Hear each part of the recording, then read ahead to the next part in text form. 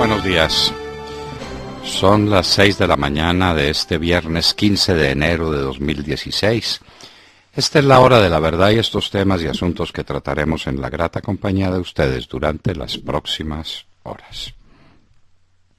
Como quien no quiere la cosa y la cosa queriendo, la secretaria de Salud de Bogotá dijo que para este año, en el presupuesto, hay un recorte a la salud de 300.000 millones de pesos. La salud que está en crisis, la salud de los escándalos que se producen todos los días a las puertas de los hospitales, de la gente mal atendida, y mal atendida en todos los sectores. Lo que ocurrió con esta señora a las puertas del hospital de la policía, se tuvo que meter entre cadenas para que la llamara el general Palomino y le dijera que su hijo sí tendría atención. Nos consta de primera mano que la atención de la salud en la policía es mala, es muy mala. Encontrar una cita es una hazaña, una cita con un especialista, misión prácticamente imposible. La policía, que fue modelo de atención en salud en otro tiempo, está haciendo mucha agua, pero por todas partes,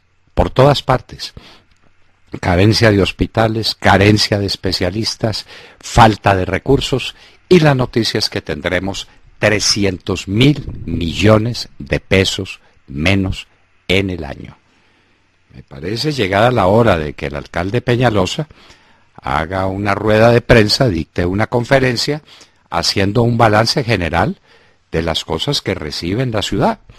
Ya por fortuna le puso el tate quieto a esa locura de la contratación del Transmilenio por la avenida Boyacá, en el día mismo en que se sabe en sus funciones el señor Petro. Eso no puede ser así. De esas carreras no queda sino el cansancio, es decir, las crisis. Y la crisis, ¿qué pasa con el deprimido de la 94 y con NQS?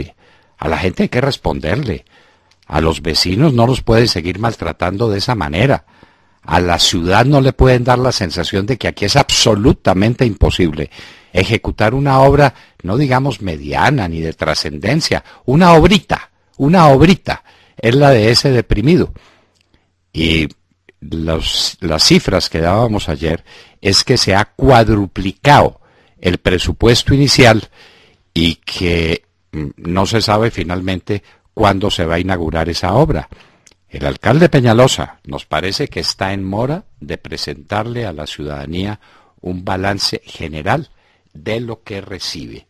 Eso se llama recibir una herencia con beneficio de inventario. El gerente de la Federación de los Cafeteros dice que a los cafeteros le van a ayudar y que les van a entregar directamente fertilizantes. A ver, que el gerente se explique.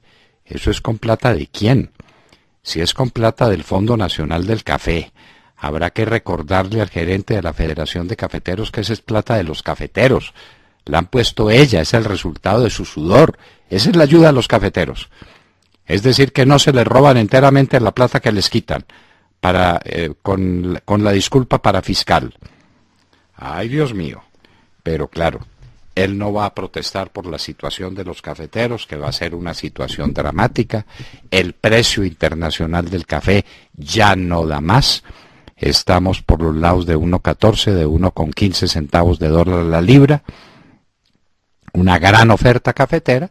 Y el sitio donde debiéramos estar, que es en cafés especiales, en café gourmet, ahí no estamos, sencillamente porque la Federación de Cafeteros se demoró 40 años en cumplir su tarea, en hacer lo que ha debido hacer y no hizo. Isagen, ¿quién vende hoy el agua? Nadie. Este es un mundo donde el agua es el desideratum, donde es el gran tema. Se dice que ya las guerras no se van a dar por petróleo, sino por agua. Y Colombia vende la que tiene. Y la vende, dizque para conseguir 6 billones de pesos para ayudar a construir unas carreteras. Por Dios. Hoy estaremos al aire con otro opositor de este proyecto, que tiene oposición no política identificada e identificable con un partido y con un grupo. El país entero se ha opuesto a esta atrocidad cometida por Juan Manuel Santos para darle unos pesitos al ministro de Hacienda para que le dé unos pesitos a unos constructores de carreteras en Colombia. La caída de las acciones de Pacific Rubiales fue en la bolsa colombiana de 26.4 y en Toronto fue del más del 30%. ¿Qué está pasando con Pacific? Renault parece que está en la senda de la Volkswagen. Hay rumores muy fuertes de que los automóviles Renault tenían, como los automóviles de la Volkswagen, trampas en el software para eliminar los riesgos que tenían que ser cubiertos para una contaminación producida por el vehículo. Volkswagen fue descubierta en la trampa. Parece que Renault de Francia sigue el mismo camino. Fedegan. Hoy hablaremos con el doctor José Félix Laforí, presidente de Fedegan. El tema de Fedegan es de mucho fondo. Ese no es un tema de una discusión con el doctor Juan Camilo Restrepo y con un doctor Bernal y con no sé quién. No, aquí están en juego cosas realmente sustantivas en las que el país no se ocupa. ¿Para qué son los gremios? ¿Cuál es la misión de los gremios? ¿Cuál es el sentido que tiene el derecho de agremiación que la Constitución consagra? Si no es el de proponer puntos de vista uniformes para un gremio, en defensa de sus intereses, frente a los demás gremios, frente a los demás grupos sociales y frente al Estado. Y tiene o no tiene Fedegan no solamente el derecho, sino la obligación de hacer crítica y crítica a fondo de los famosos procesos de paz que está firmando el doctor de la Calle allá en Cuba impunemente. ¿Tiene o no tiene ese derecho? ¿Tenemos el derecho a defender la propiedad privada en Colombia o no? Porque esos papeles firmados por de la Calle son el acta de defunción del derecho de propiedad privada en el país para constituir a Colombia en un Estado comunista que es lo que quiere hacer Enriquito Santos Calderón.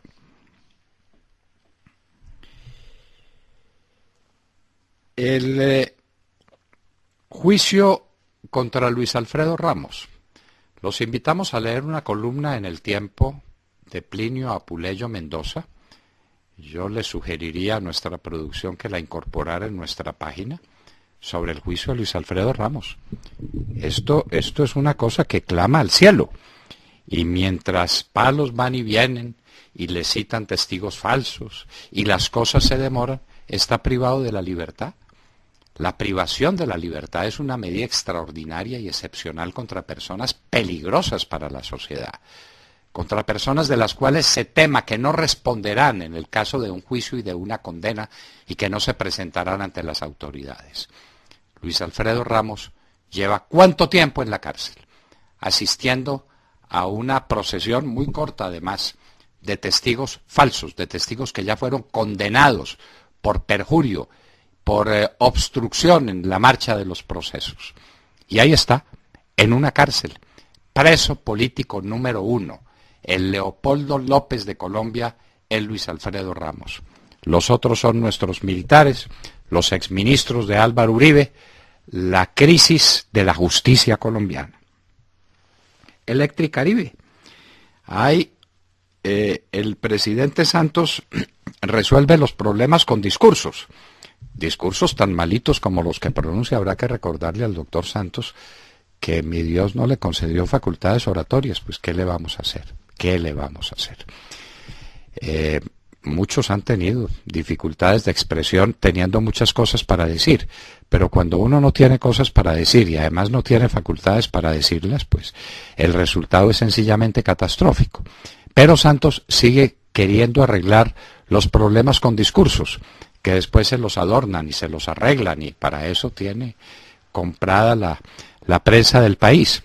Entonces, el asunto con Electricaribe no es arreglando el problema que tiene la costa atlántica de un pésimo servicio de energía, que ha debido ser manejado desde hace más de 5 años cuando se posesionó Juan Manuel Santos. Entonces ahora le dicen a Electricaribe que tiene que invertir, ¿Invertir en qué? ¿Invertir cómo? ¿Hacer qué? Todo aquí se queda en un discurso. Terrorismo islámico en Indonesia. Muertos en Yakarta. Indonesia es el país del mundo que tiene una población musulmana más alta y allá llegó el terrorismo del Estado Islámico. Como llegó a Turquía, como está regado por todas partes. El mundo islámico bajo el dominio del terror. Hoy el presidente de Venezuela, Nicolás Maduro, presidente para desgracia de Venezuela, Nicolás Maduro, tiene que concurrir a la Asamblea Nacional para dar cuenta del Estado de la Nación. Es una institución un poco copiada de la que existe en los Estados Unidos, en la que el presidente tiene que darle cuenta al Congreso de cómo van los asuntos que ha manejado en el último año. Nicolás Maduro llega por primera vez a enfrentar una oposición triunfante. Las 2/3 partes de esa asamblea estará integrada por personas que definitivamente no lo quieren. No se trata de silbarlo ni de abucharlo. El precio o el valor del castigo será el del silencio. El silencio es muchas veces más hiriente que una silbatina. La EPM ante Isagen. La EPM tiene un problema monumental en Isagen. Se queda con un 13%. Antes estaba siendo parte de un capital colombiano que estaba defendiendo los intereses energéticos del país. Estaba dentro de su programa, estaba dentro de su proyecto. Pero ahora queda en manos de unos inversionistas no canadienses. Les queremos recordar a ustedes que lo que es canadiense es el fondo, que recoge recursos que vienen del mundo entero. Nos gustaría saber de dónde vienen esos recursos. Pero en otras palabras, Isagen en este momento no sabemos para dónde va, ni qué es lo que se propone, ni si va a hacer nuevas inversiones en Colombia, o si se va a dedicar a ordeñar la vaca para sacarle rendimientos y lucirse con una tasa interna de retorno favorable. ¿Qué va a hacer ante eso la ciudad de Medellín? ¿Qué van a hacer las empresas públicas de Medellín? Devuelven inmigrantes sirios a casa. Desde el Líbano, desde Turquía, desde Jordania, están devolviendo a los inmigrantes sirios que se encuentran por centenares de miles y por millones. Gente desesperada, enloquecida, que lo dejó todo lo que tenía. Su paisaje, su casa, sus amigos, su tierra, su trabajo, su vida. Todo por buscar un refugio, un sitio donde no los maten. Los están devolviendo a la fuerza a Siria, para que mueran o víctimas de las balas o víctimas del hambre física. ¿Se había visto un hecho de crueldad parecida en el mundo? ¿Y cómo reacciona el mundo? Pues con discursos como los de Obama. Obama también es el artista de los discursos bastante mejores que tantos. Y hay mucha gente a la que le parece un gran orador, a nosotros nos parece un mediocre orador que dice muy poco, que dice nada y que hace mucho menos. A Obama le quedó grande el manejo internacional, le quedó grande el mundo, porque es un hombre de condición muy limitada, es un hombre de una proyección muy lejana de la cósmica, apenas parroquial. El hombre para algún distrito de Chicago podía estar bien, para ser el gran líder mundial, y ahí tenemos resultados como estos, donde los Estados Unidos no aparecen por parte alguna. El Chapo será extraditado. Y miren estos contrasentidos de la vida, ¿no? Se está poniendo implantes para combatir la disfunción eréctil. El sueño de estos locos cuando se dedican a enriquecerse es llenarse de mujeres y llenarse de oro. Como mi Dios no diga ni con palo ni con rejo, entonces el Chapo, para conseguir una erección se tiene que hacer cirugías. Y es el narcotraficante más importante del mundo. El mayor narcotraficante del mundo. A propósito, ¿cuándo nos van a contar los vínculos del Chapo con las FARC?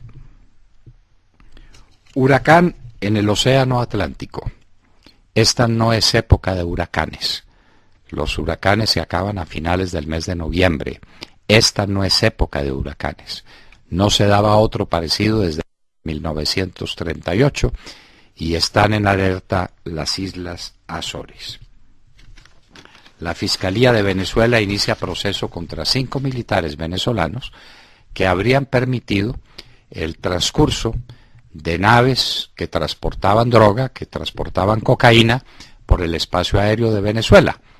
Bueno, en buena hora que hagan la investigación, pero por ese camino se van a quedar sin oficiales del Ejército y de la Fuerza Aérea de Venezuela. Y en Hoy en la Historia, un hecho capital en la historia de la democracia entendida como el reino de los derechos humanos, de los derechos individuales, del respeto por el ser humano, del respeto que el Estado le debe al ciudadano. La Carta Magna, año de 1215. ¿Qué es más decisivo en la historia del pensamiento liberal, la Carta Magna o la Revolución Francesa de 1789? La Carta Magna no tiene violencia, no tiene guillotina, no tiene muertos, no tiene ejércitos, no desemboca en un imperio, no tiene el dramatismo del que está cargado la Revolución Francesa. Pero la Carta Magna tiene una significación inmensa para el porvenir desde entonces, año de 1215, de la idea aristotélico-tomista de que el ser humano tiene derechos que vienen directamente de Dios y que tienen que ser respetados por el Estado.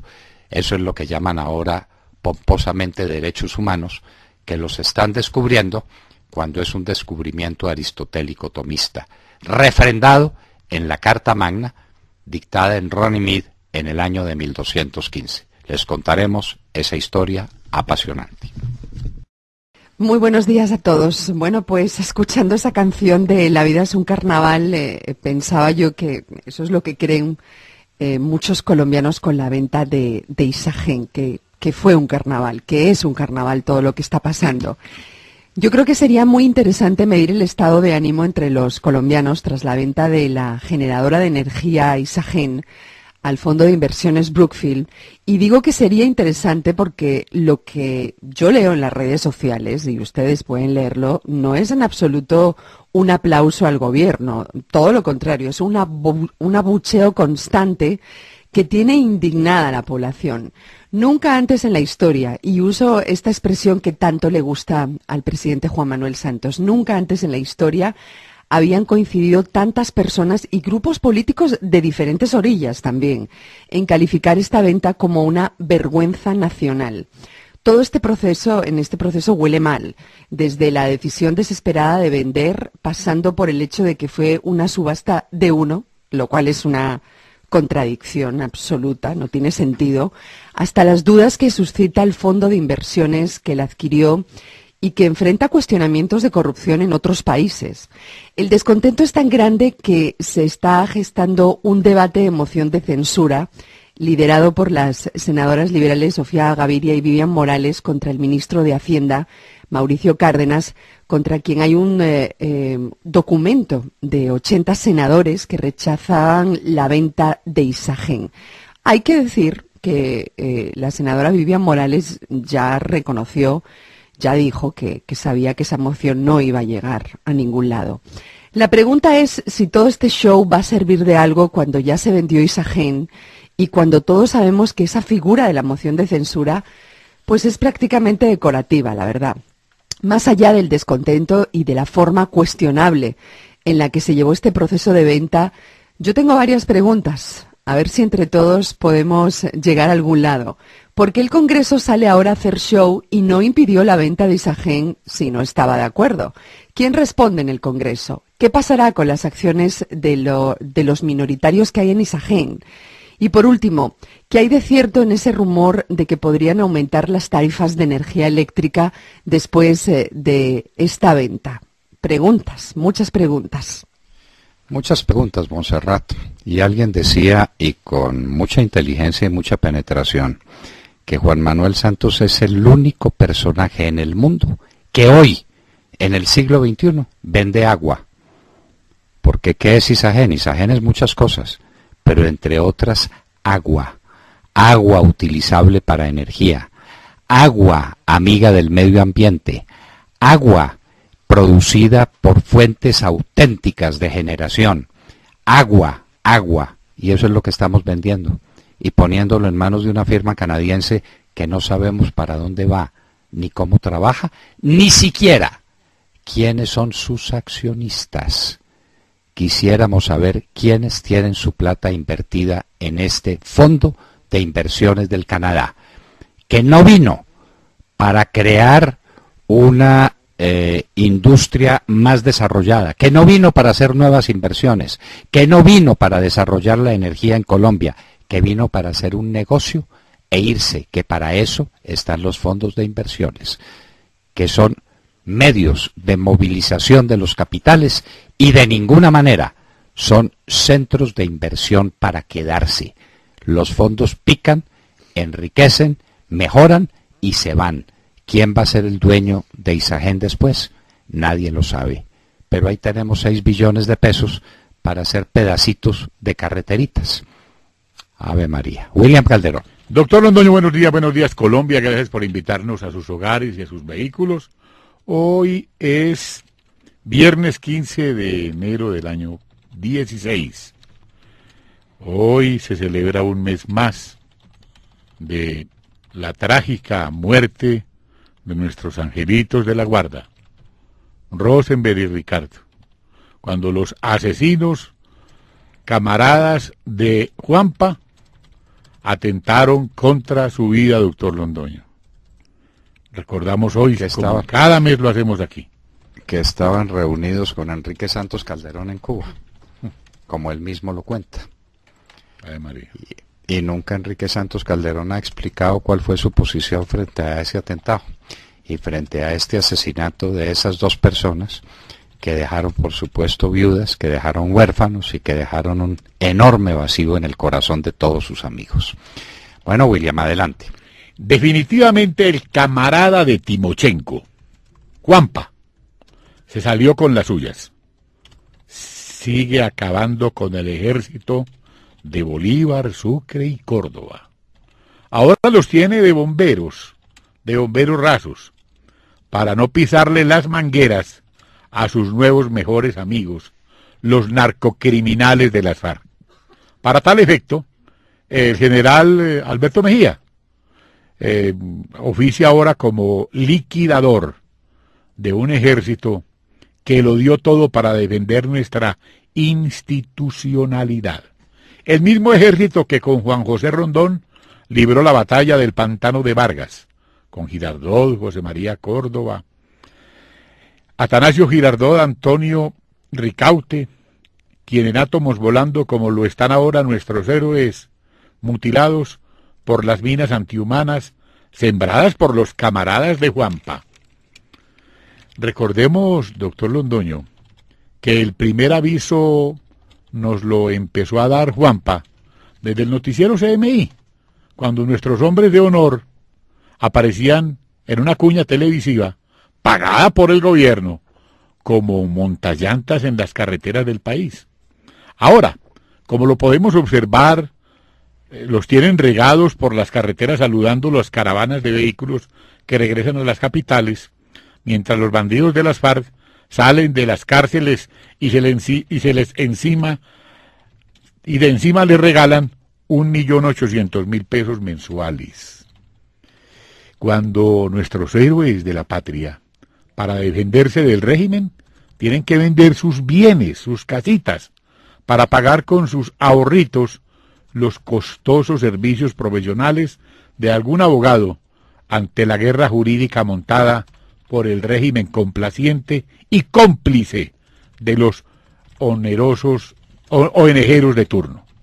Doctor Londoño, volviendo a nuestros bomberos en la tierra del Paisa, en la de Teófilo Forero, en el marco de la labor social, las tropas de la 9ª Brigada han puesto en marcha ya todo un operativo para apagar incendios.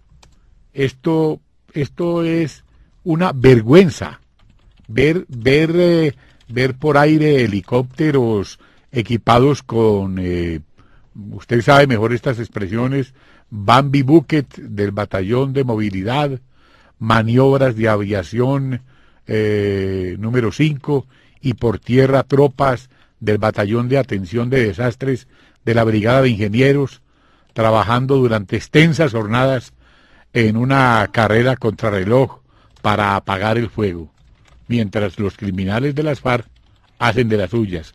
¿En qué estamos, doctor Londoño? ¿En qué paró el ejército? En la liquidación. Exacto. Ejército de Colombia, SEL, Sociedad en Liquidación. Eso es lo que quedó. Yo creo que ya no se necesita comandante del ejército. Pásenle eso a la Superintendencia de Sociedades para que se ocupe del tema, para que liquide activos y pasivos, y vamos a quedar en manos de las FARC. Esos van a ser las nuevas tropas que van a estar en el país. Liquidemos de una vez. Bueno, quién sabe si los mantengan ahí un tiempo apagando incendios. Es lo último que nos podía contar el jefe de reclutamiento, un general. Un general apagando incendio de bombero. Muy orgulloso, diciendo que iba a tener 17.000 hombres para apagar incendios. No puede ser esto. Ah, bueno. ¿Cuánto cuesta? Bueno, a ver, ¿cuánto cuesta un soldado profesional? Bueno, no tengo ni idea, William, los costos de ahora, pero ¿para qué? ¿Pero para qué? La pregunta es ¿para qué? ¿Sí? Un soldado profesional altamente entrenado le da la vida a la patria, se organiza, tiene un gran entrenamiento. ¿Y entrenamiento para qué? Por eso los disuelven y los están dejando ir para la casa y están desmontando el ejército para que las FARC se concentren a gusto, custodiados por estos nuevos soldados especializados en apagar incendios. Es decir, y además, y sin agua. Cuerpo de bomberos y policía civil. En eso terminó pues siendo, ¿qué? Defensa civil. En eso terminó el glorioso Ejército de Colombia, cuando más lo necesita el país. Ángel Henao. Doctor Londoño, muy buenos días y muy buenos días para todos nuestros oyentes. Y el terrorismo islámico llega al sudeste asiático. Ayer una serie de ataques con explosiones y tiroteos dejaron al menos 7 muertos y varios heridos en el centro de Yakarta, que es la capital de Indonesia. Según las autoridades, 5 de los muertos son atacantes. Ya el grupo autonombrado Estado Islámico ha afirmado que realizó los atentados, aunque esta información no ha logrado ser del todo confirmada por las fuentes oficiales indonesias. Y cabe recordar, doctor Londoño, en este momento que Indonesia es el país con mayor población musulmana del mundo, pero es ampliamente secular, aunque en los últimos años ha crecido la amenaza del radicalismo. Este conjunto de islas entre Asia y Australia tiene 255 millones de habitantes y es el cuarto más populoso del mundo. Además, es la mayor economía del sudeste asiático, la más grande de la región y es miembro del G20. Estas características, queridos oyentes, hacen muy peligroso que el terrorismo logre hacer nicho en este país. Y es oportuno resaltar también ahora que el terrorismo también ha logrado llegar a otras latitudes, como Turquía, y esto ha tenido efectos políticos, sociales y humanos muy devastadores. Recordemos que el martes pasado una explosión sacudió la plaza de Sultanahmet en el centro de Estambul, una de las zonas más turísticas de la ciudad. Y tal vez por estos hechos terroristas, países como la misma Turquía o el Líbano y otros han decidido devolver los refugiados hacia Siria por la fuerza, generando una grave crisis humanitaria. Recordemos que el número de migrantes y refugiados que cruzaron la frontera hacia Europa por mar o por tierra superó el año pasado el 1.000.000 de personas y que por ello la Unión Europea había hecho un acuerdo con Turquía. Y Turquía, que es el país de paso de los migrantes. Y el acuerdo era el siguiente: Turquía retenía a los refugiados en su país y a cambio la Unión Europea le daría dinero. Por eso la Unión Europea ya está investigando si Turquía está violando el acuerdo, devolviendo a los refugiados a su país de origen. Y bueno, como vemos, el terrorismo es un problema de muchas dimensiones, muy complejo, y está generando lo más preocupante, el problema, como usted lo ha llamado, doctor Londoño, de este siglo, el problema de los refugiados. Bueno, ¿y qué es lo que pretende el Estado Islámico? La conformación de estados religiosos. Irán es el ejemplo clave. ¿Quién manda el Irán? En Irán hay un presidente que nadie sabe quién es y a nadie le importa. El que manda es el ayatolá. El ayatolá es el que manda, ese es un estado religioso y quieren convertir todos los países árabes, todos los países islámicos en países religiosos. Entonces, la lucha de la humanidad ha sido precisamente para defender los principios de una política secular diferenciada de una política religiosa. A la religión lo suyo, al César lo que es del César y a Dios lo que es de Dios. Entonces, el peligro es inmenso y ese terrorismo no va a parar mientras tenga tarea por cumplir. Y la tareita es nada menos que esa, la de la conformación de estados religiosos, gobernados por religiosos, con criterios religiosos, para convertir al mundo entero. Los demás, los que no somos islámicos, somos infieles, y a los infieles nos tienen que pasar a cuchillo. Pero por Dios, el problema del terrorismo del Estado Islámico es un problema inmenso, y frente a él no se hace cosa de provecho, no se crea una unidad de todas las naciones de la tierra, empezando por la de los pueblos islámicos, que en su inmensa mayoría no están de acuerdo con esas formas de terrorismo y con esa visión de la política y con esa visión de la religión convertida en el desideratum de la política. Sergio Gel. Doctor Londoño, muy buenos días para usted, para todos nuestros oyentes. Pues hoy abrimos la mañana con los ojos puestos en Fedegan, el gremio de los ganaderos colombianos que a través de su presidente, José Félix Laforí, denunció lo que consideran es una persecución contra el gremio. Esto por sus críticas abiertas contra la expropiación que se trama desde La Habana en medio del proceso de paz y en general por la manera como el gobierno del presidente Santos ha adelantado las negociaciones con el grupo narcoterrorista. Y es que a través de un decreto del 29 de diciembre, el gobierno nacional le quitó a Fedegan la administración del Fondo del Ganado, un fondo que, cabe recordar, administra los parafiscales del sector. La decisión del gobierno en contra de Fedegan es un lunar en la historia institucional del país, pues nunca un gremio había sido perseguido por la expresión respetuosa de sus desacuerdos frente a la política pública y los grandes temas que afectan al sector agropecuario, como los acuerdos de La Habana, dijo Fedegan.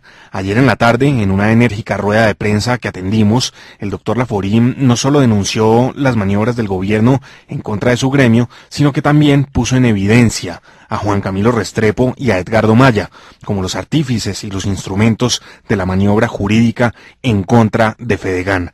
Cuando una organización gremial debe callar sus diferencias y acompañar incondicionalmente al gobierno, so pena de recibir el castigo acomodaticio de la ley, estamos frente a una situación literalmente extorsiva que vulnera en su esencia el derecho a la libre asociación de los ciudadanos, advirtieron ayer desde Fedegan, quienes desde la institucionalidad dijeron van a dar la batalla para retomar el control del Fondo Nacional del Ganado. Esto es por todas partes. El bonapartismo. Se quieren tomar todos los resortes del poder y hay un poder importante que es el poder gremial. Entonces se tomaron la ANDI y ahí puso Juanpa a su hombre de cabecera, al señor McMaster. Se tomaron la Federación de Cafeteros y le quitaron a los cafeteros la posibilidad de expresarse libremente para seguir mandando en la Federación de Cafeteros y en el Fondo Nacional del Café. A los azucareros les dieron un golpe mortal, eso no lo hemos examinado suficientemente. Hay que hacer la cuenta, Sergio. Esa es una tarea que convinimos desde ayer en que haríamos. ¿Cuál es el valor del patrimonio de los ingenios comparado con la multa que le impusieron? Una multa absolutamente confiscatoria, porque Juan Manuel Santos considera que los ingenios no son suficientemente amigos del gobierno. Y entonces ahora el otro gremio atacado es el de los ganaderos, porque Juanpa considera que los ganaderos no están en la palma de la mano en su puño cerrado. Y hay que atacar entonces a la Federación de Ganaderos y toma por este camino, basándose, hágame el favor, en Maya Villazón y en Juan Camilo Restrepo. Juan Camilo Restrepo, pues uno, por su familia política, uno de los grandes interesados en las lecherías de Ubaté, en lo que quede de ellas, y el señor Maya Villazón encargado de todo lo que sabemos que vive encargado el Tartufo. Aquí hay un atentado gravísimo contra la libertad de expresión, contra la libertad de asociación, contra la libertad económica. El país no puede dejar pasar esta procesión de sacrificios para ir conformando un bonapartismo que terminará por romper las bases esenciales de la convivencia ciudadana en Colombia. Alejandro Ramírez. Buenos días a los oyentes de la Hora de la Verdad. Se recrudece el fenómeno del Niño y deja sin agua a más de 124 municipios del país. El caso más grave, como siempre, en La Guajira. Innumerables poblaciones sin agua en los municipios de Riohacha, Maicao, Uribia, Manaure, Fonseca, Albania y Dibuya, la bella Guajira. No nos podemos acostumbrar a ver cada verano cómo mueren de sed y desnutrición los niños de La Guajira. Recordemos que en agosto del 2014, las obras del Plan Departamental de Agua y las inversiones en agua potable y saneamiento básico contabilizaban más de 137.000 millones de pesos y se había aprobado invertir 30.000 millones de pesos más. Sin embargo, hoy están sin agua. El problema es grave en todo el país. Los ciudadanos ven por todos lados los carrotanques. Por ejemplo, las autoridades de Cúcuta ya advierten el razonamiento. El 70% de Cali se quedó sin agua. Hoy los barrios del oriente de Cali amanecieron sin el preciado líquido. Ibagué sufre de racionamientos constantes desde finales del año pasado y se quedó sin agua. Neiva duró días sin agua y poblaciones en las cercanías de Bogotá se abastecen de los embalses en cercanías a la capital. Preocupa el derroche del preciado líquido. El gobierno ha emprendido acciones sancionatorias aumentando el precio del metro cúbico del agua. Sin embargo, se necesita más cultura de ahorro. Por ejemplo, en Bogotá, gobiernos populistas empujaron a su derroche. El nivel de los embalses ha llegado al 60% y las autoridades meteorológicas más confiables afirman que el verano continuará inclemente hasta marzo. El problema es que la producción agrícola y pecuaria enfrenta una de las crisis más fuertes. En las centrales ganaderas cada vez llegan menos camiones con ganado. Las heladas en la sabana golpean fuertemente la producción de leche, papa, leguminosas y hortalizas, lo que pone una presión alcista inmediata sobre el costo de los alimentos, en un país que cerró el año con las cifras de inflación de los alimentos en el 10.85%, muy altas como nunca antes, diría Juanpa. No impulsamos los programas de riego, antes bien satanizaron el agroingreso seguro que los fomentaba. Doctor Londoño, ahí tienen los colombianos las consecuencias de politizar el agro y el medio ambiente. ¿Por qué no se pone en el ojo del huracán a las corporaciones autónomas regionales? Esa es una buena pregunta, porque producen empleos, porque generan poder político regional, porque son un elemento de la mermelada. Estamos en una situación crítica que va a ser cada vez peor.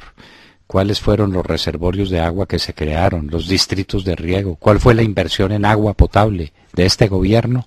Nada, nada, nada en absoluto.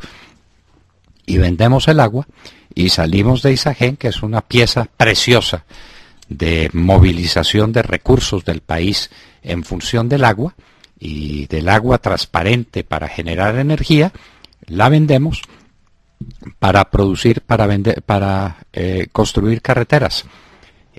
Por favor, ¿en qué mundo estamos? ¿En qué mundo estamos?